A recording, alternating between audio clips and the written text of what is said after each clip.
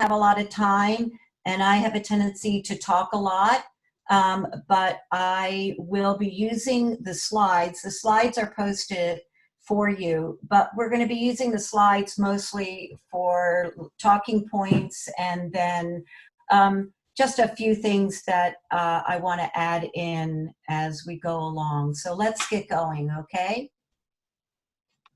Let me see.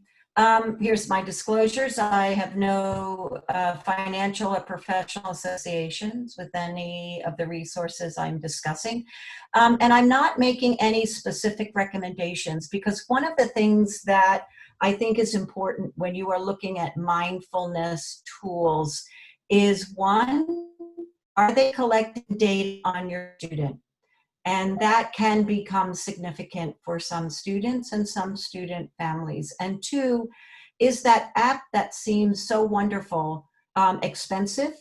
And does it have the features you want for that individual student? Well, I think there are some broader things that you can do in mindfulness. And I in no way am an expert. I just find this very interesting for several reasons. One, it is not something I've used. I've used other strategies in my life, but I live with a spouse who follows the Buddhist traditions and is very engaged in mindfulness. And it has made a significant difference in his life. So it is very interesting to me, and it's also something I'm seeing more in classes. So I want you to recognize that you need to investigate each tool for what meets the needs of your student. I don't think any one tool should be applied across all students, just like all AT. Also, if somebody thinks, if somebody has something to add, please jump in when I take a pause and feel comfortable to interact. Okie dokie? So let me just go a little bit about, I told you what I know about mindfulness. I find it to be an emerging tool, and it's not specifically an AT tool, but it is something that we can use and know about and contribute to the conversation. I used to be an adjunct at Temple and University of Delaware, teaching assistive technology and universal design for learning, as well as AT for high incidence disabilities.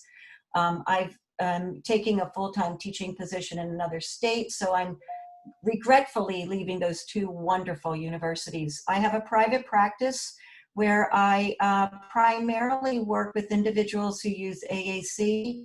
However, I also consult with school districts where I'm not seeing my, okay, there we go. I consult with school districts when they have a due process or have a student who they're trying to keep out of administrative review. I have, my philosophy when I work with any student in any school is that I always go into the classroom. I do a lot of push-in because I do a lot of modeling with AAC and AT as well, when I did that mostly full-time before. But I like to integrate into the classroom. So I see teachers doing yoga moves and moments of thinking with their students, and I always participate. I'm an older person, well, let's say an ancient person, and I also have a weird form of muscular dystrophy that has made me a little bit off balance sometimes. So trying to do yoga is rather funny for me. And so it allows me to have humor with my students. I've been to a few introductory sessions on mindfulness in the public schools, and I approached these trainings initially with, why am I here? I have so much work I have to get done. I have reports to write. But at the end of the day, I really found tools to facilitate my success, and I could see how it could very often help other students in the classroom. Mindfulness includes things like meditation, taking breaks that are functional and getting us back into the classroom.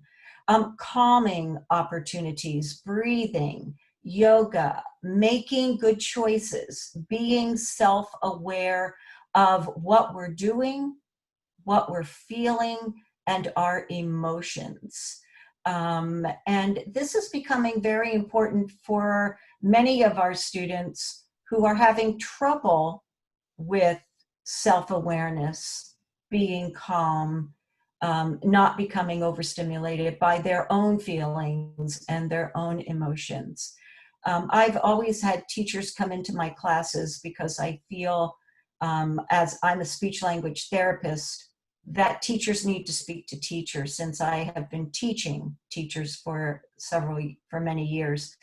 And the teachers that I have really admired are all using mindfulness strategies in some way in their regular ed and in their special ed classrooms.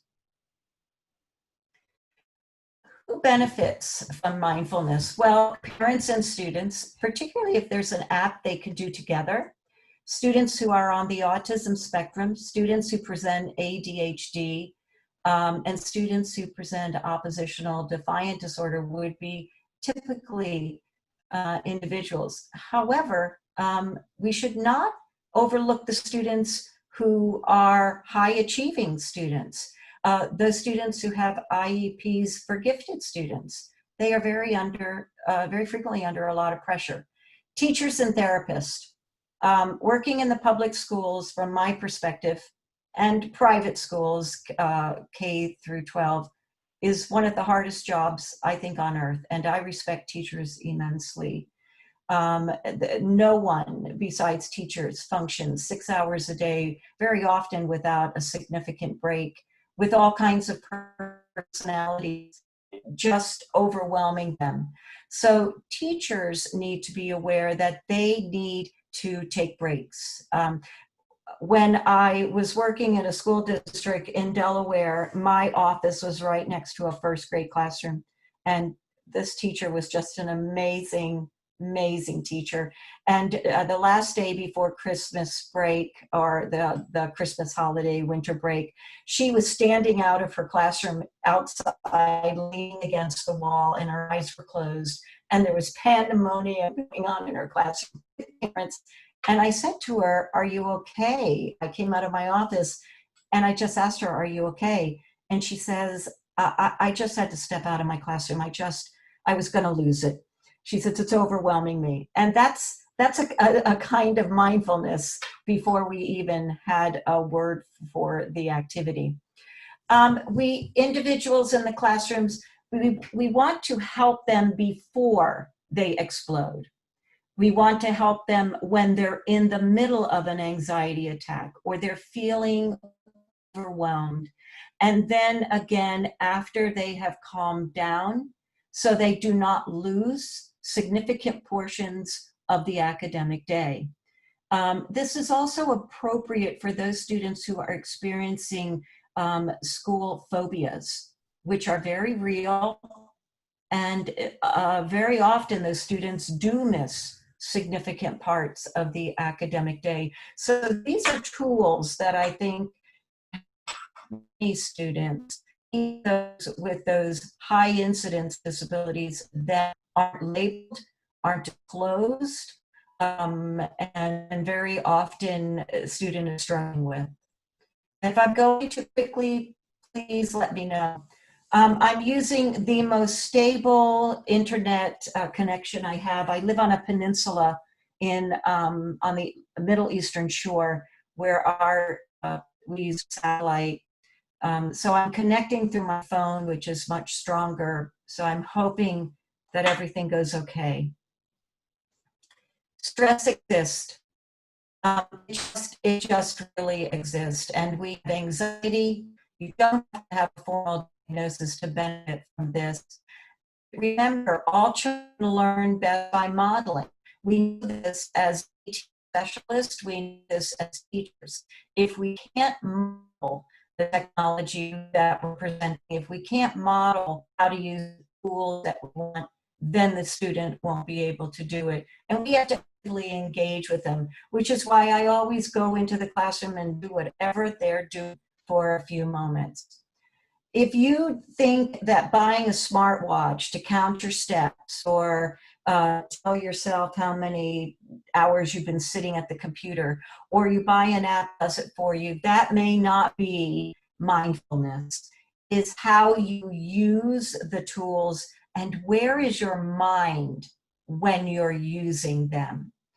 My son uses the smartwatch for the primary purpose of connecting to his students. He's a PhD student or with a TA. And he wants that smartwatch because he feels he should respond immediately to his students. And that's how he uses it. He doesn't use it for anything else. But there are many functions on a smartwatch, and they can be very helpful for students. You know, the haptic feedback that can trigger, you know, this is a time to attend. So they have functions, but just because you're doing it and counting your steps or whatever you're doing with it, I don't have a smartwatch. You may not actively be engaged. It's how you use things. Let's face it, classrooms are very overstimulating. There is noise coming from the hallway. Not all classes are sensory friendly. Most schools are made out of brick and mortar. The least sensory friendly tools.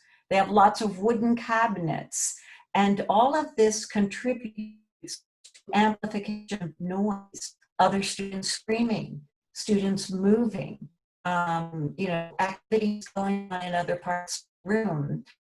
Sensory overload is very real. Those students who are visually impaired can be very sensitive to the noises. And out of Harvard, so we got that concept of relaxation response is the opposite to a stress response. And we've all experienced stress. I don't know about you. During the pandemic and being home, I feel like I am doing nothing but working at my computer. And it has been extremely stressful. So there are some days where I stand up and I just have to orient and go do something else. And I think students have experienced this as well. On our body and our body, and this can be very important for some students with those high incidence disabilities. Mindfulness and technology. Mindfulness and technology has a function, and they do interact because it will support how we feel, allowing us to focus and refocus, and it allows us to connect. So it does facilitate self-awareness, and it has support for meditation. AT Intersects. We are not the mindfulness authorities. However, we can develop a knowledge base of tools that can be used to support mindfulness, okay? And some of those tools are low tech, and we may have those resources easily available for teachers. They'll say, I have an idea, and you say, oh yes, I know how I can make that for you. Tools such as lesson picks, board maker, clip art, photos, using your own body. I don't want to put in mind, but those are all low-tech tools that we can use and that we might have readily available. Lesson Picks is a very inexpensive tool, and it's really easy to use, and they have some wonderful, wonderful symbols. And so those are something that teachers may be able to get, and there's such a sharing among board maker and lesson picks. High tech. Because I do a lot with AAC, parents always bring me apps for their kiddos. And my philosophy is, you bring it, I'll use it for as long as I possibly can. And then if I feel something else is needed, we'll transition. So be prepared for recommendations that come from your teachers for something they need. But some high tech are apps that I will briefly talk about. YouTube videos, which can always be helpful. Not all of them are stupid cats. Computer programs where you have avatars, screencasting that you do, or Powtoons. I've been beginning to do a lot of Powtoons for my website, and it is very creative. And you can use it for a student to create something for themselves for calming down, and you can do it together, or you can do it for them. This gentleman, Rohan, I'm not going to say his name, Gutal, I'm not going to even try right now. It always happens when you're presenting. But his approach, and he has a book out and he does some wonderful things, is that when you're using technology, be self-aware. So be aware of your movements when you're scrolling. Be aware of your movements when you're putting in your code. Pay attention to the words. And when you're listening, I listen to books when I'm walking. I can rewind because somebody might interrupt me. You can do the same thing on your phone. What are your reactions? I share an office with my husband, and he is an IT architect. It's a nightmare. He is always upset with technology. Attend to what it's making you feel. Focus on the content, then focus on the screen. What does your screen look like? Does it have black borders? And then go back to the content. So what he's saying is, take your technology and how you use it and start thinking about the reactions that it gives you. It's really a cool idea. Because I'm in AT, don't invent the wheel, reinvent the wheel. It's out there. You can add to it, but there's a lot of things out there. OSEA Area Learning Center has a calming room, and if you are being asked to participate in creating a calming link or room, this is a great place to start. And this link right here has an avatar cartoon, which will give you an idea of what you can do. They're describing, this link right here describes their calming room, shows what you might be able to do. Stop and Relax has a lot of suggestions and readings.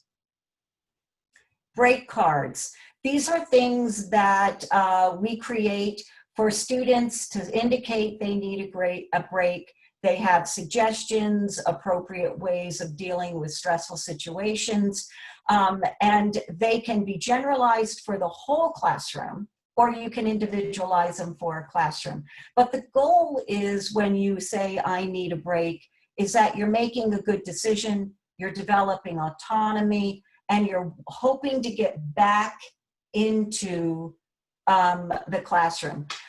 These are images of break cards, and these links have been inserted, so they should be active. A break pass. And sometimes break passes are, I have 10 break passes. Let's create 10 break passes. And you know, if you only use 4 of them, let's see what would be your reward. So you're trying to help the student begin to develop a sense of self-control. And you have preferred activities. And so they're developing how they can tolerate getting back into the classroom. And what the literature says is that your breaks for younger kids are longer than your breaks for older kids. And you can decrease the time as the breaks go on. This is cooperative, where you develop what are the activities the child will do. You don't want disruptive activities. You know, if the trampoline's in the middle of the classroom, that's not going to work. But if we have a trampoline in the hallway, that may work. And so that kind of thing. Here are examples of low-tech tools that you can make, low-tech tools that you can make. And this is an example of a calming down vocabulary that you make out of BoardMaker. And what we want to remember is that there are words we want to use when we're talking about calming down that are other than, please calm down. Has that ever worked in an argument with your partner? Calm down. That's for me, when my husband says that, I basically want to throw something at him. I know I need to calm down. That's not the right word. And so we have to teach children vocabulary for calming down. Low tech, AT person can help build that for the individual. Breathing techniques, these are things that are actually low tech. However, there are some computer and apps for the tablets that talk about meditation, guided imagery, yoga, and then we can teach children the difference between venting, I am having a bad moment, just let me breathe, versus dumping. I don't like, when you do it, that's dumping. And lots of times dumping goes on for a long period of time and it's not functional. Some kids need to dump sometimes. We all do. It has, particularly in families. But if we teach children the difference between it, we vent. And kids have to vent just like teachers have to vent. When the kindergarten teacher is saying, friends, everybody needs to come to the circle, put those activities away. I want all my friends to the circle. That's kind of a mindfulness thing, and she is actively engaging it herself. And for me, I love watching kindergarten teachers. A yoga card deck. It's a deck of cards that describes yoga positions, but it also has these little animals that can be, it helps to introduce.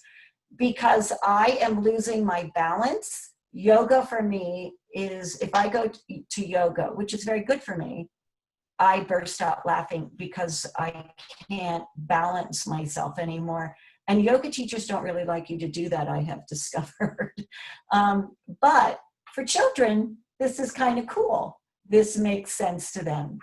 And there are, you can buy books that for children, and there are apps. And then there are videos, talking to your peers about yoga moves that they particularly like. And it doesn't have to be 30 minutes, it can be 5 minutes. And this app will get you started on tools that you can use. And Naomi has created a bit.ly link. I didn't put my email on the presentation, but Naomi can send that to you all. Okay, let's talk about those mid and high tech tools. This is not an all-inclusive list. These are just kinds of suggestions. But here are some things to think about. Are they age appropriate? Is Calm appropriate for your younger students? What is the cost? Many of them have a high subscription rate. One of the things that Temple University did last year for the athletes is they had a mindfulness app for all of them. Well, the students who were going to the counseling center became very angry because they were not getting access to this app. That was just, how you need to integrate tools across the university. But, and the same thing for a school, but what is there a cost? Is there a multilingual tool? Sesame Street has Spanish as well as English. This is something to think about. What is the learning curve and what's the intent of that app? And does it collect data? Do your teachers, your school district, and your FERPA and your parents want data collection being for the student? Is the app more distracting for the student than helpful? So here's a tool, Breathe, Think, Do with Sesame, and that is an app. It's about thinking, problem solving, not very complicated and not very large. It has a quick end. However, it is bilingual and it has familiar characters trying to deal with problem solving. Calm is a very familiar app to many people. There is a cost to it, but it addresses sleep and happiness and stress. These may be some of the things that our high school students with school phobias may benefit from. Another tool is Headspace, meditation and sleep. It has some meditations for teens and children, so it is worth looking at. It has some free tools with it in addition to the subscription, but it also encourages parents and children working together. And some of my students on the autism spectrum have melted down during the pandemic. They have no regular schedule. Their ABA therapist is not showing up. Mom has 4 other kids. It's been a disaster for some of my students. And so I have shared some mindfulness tools with those parents that they might do with their student to just get a few moments of calm. Smiling Mind app is another one. Super Stretch Kids Yoga.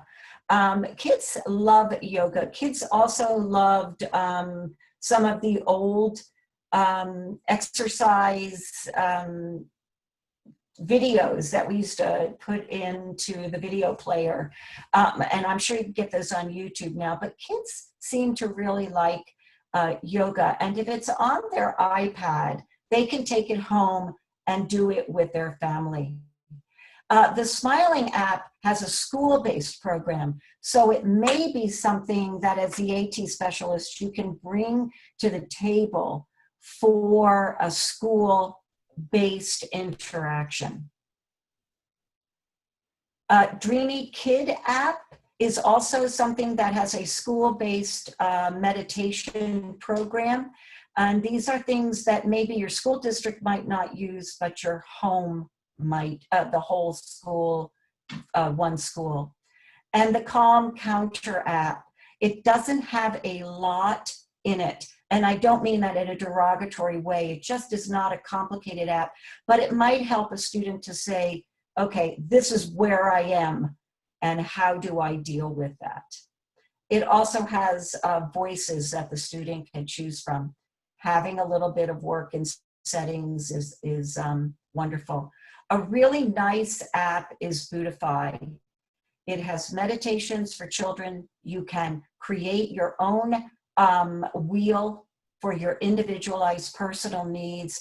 And it is very helpful with going to sleep for some of those students who might be having sleep issues.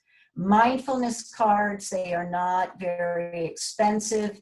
And you can place them around your classroom and your or the house. And when the student sees that card, this is what we're going to do.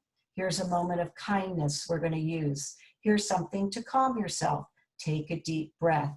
And you know, it could be sort of we're going on a hunt around the school for our mindfulness cards. That repetition, that building in. Breathe, Meditation, and Sleep also has a program for kids and teens, and it has some bedtime readings and guided meditations. So I'm not recommending these, but they are tools that I think have some benefit for you to bring to the table. Timer apps can be very helpful. I use a lot of timers with my students. And this one has a meditation timer, and it's very good for beginners who are not familiar with meditation, where you are relaxing your body progressively over time. And the yoga workout has 10 to 30 minute workouts, and these might be things that you can model. And those are my references. Does anybody have any questions? We had some technical issues. I hope that I resolved them. And does anybody have any questions?